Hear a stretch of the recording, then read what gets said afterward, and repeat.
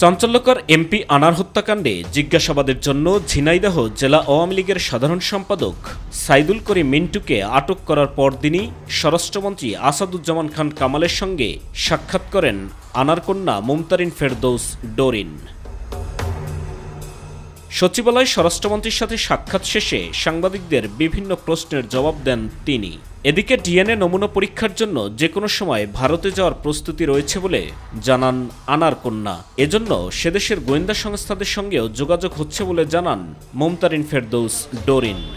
তো আমি সেই বিষয়টাই বলতে আসছি যে সঠিক তদন্ত করে কোনো তদবিরের চাপে পড়ে যেন আমার বাবার এই হত্যাকাণ্ড নৃশংসভাবে নির্মমভাবে যে হত্যাকাণ্ড আপনারা জানেন সেটিকে যেন বন্ধ করার চেষ্টা না করে। পরে সাংবাদিকদের সাথে কথা বলেন স্বরাষ্ট্রমন্ত্রী।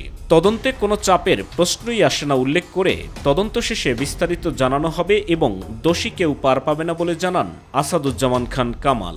কোনো চাপচোপ নাই, আমরা সঠিক পদ্ধতিতে ইনকোয়ারি হচ্ছে এবং আমরা মনে করি ইনকোয়ারিটা হওয়ার পরেই আমরা সব কিছু বলবো, কার উদ্দেশ্য কী ছিল এগুলো সব আমরা পরে জানাবো।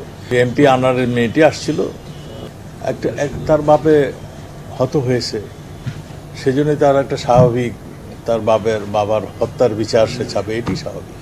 সেটাই সে বলতেছিল যে আপনারা যাতে কেউ পান না পেয়ে যায়, আপনার এই বিষয়টা মানে দেখবেন। আমরা আপনার যেটাই আপনার তদন্তে আসে আমরা সেটাই বিশ্বাস করি, কিন্তু আপনারা তদন্ত মানে যেভাবে করছেন কেউ যাতে পান না পেয়ে যায় সেইটা আমাদেরকে একটু রিকোয়েস্ট হয়ে গেছে, এর চেয়ে বেশি কিছু তার সাথে। সাইদুর রহমান আবির, মাই টিভি, ঢাকা। আমি